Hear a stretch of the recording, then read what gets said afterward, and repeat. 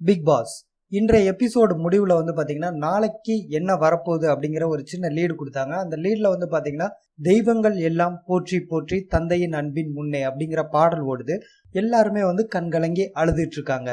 ஏதோ ஒரு சீரியஸான விஷயம் நடந்திருக்கோ அப்படிங்கிற ஃபீல் வந்து நமக்கு ஏற்படுத்துது.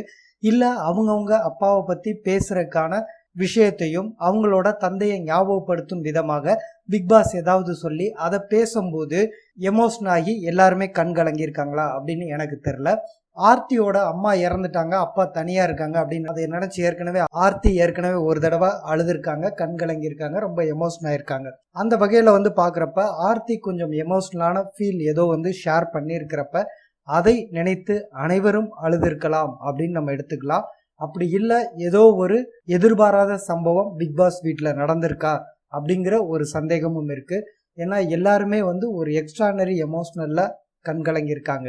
வையாபுரியை பொறுத்த வரைக்கும் பார்த்தீங்கன்னா அவ்வளவு சீக்கிரம் வந்து கண்கலங்க மாட்டாரு. அவர் தன்னோட ஃபேமிலியை நினைச்சு புலம்புறது கண்கலங்கிறது ஒரு பக்கம் இருந்தாலும் மற்றவங்களோட விஷயம் வர்றப்ப நல்லா மோட்டிவேட் பண்ணி அவங்கள வந்து சிரிக்க வச்சு மூடு மாத்துவாரு. ஆனா வையாபுரியே கண்கலங்கியிருக்காரு அப்படிங்கிறப்ப பிக்பாஸ் வீட்டுக்குள்ள ஏதாவது நடந்திருக்கா அப்படிங்கிற ஒரு சந்தேகம் வந்து ஏற்படுது.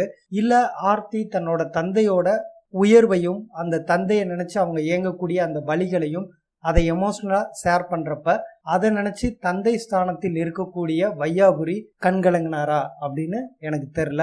நாளைக்கு வெளியாகக்கூடிய மற்ற 2 ப்ரோமோக்கள் மூலம் இதுல இருந்து ஒரு சின்ன தெளிவான பார்வை கிடைக்கும் அப்படின்னு நம்ம நம்பலாம். அப்படி இல்லாத பட்சத்தில் இரவு ஒளிபரப்பாகக்கூடிய முழு எபிசோட் பார்த்தா தான் அதுக்கான காரணத்தை நம்ம தெரிஞ்சுக்க முடியும். எந்த ஒரு பெரிய விபரீதமான சம்பவமும் நடந்திருக்காது என்று உறுதியாக நம்புவோம். மீண்டும் சந்திப்போம். நன்றி.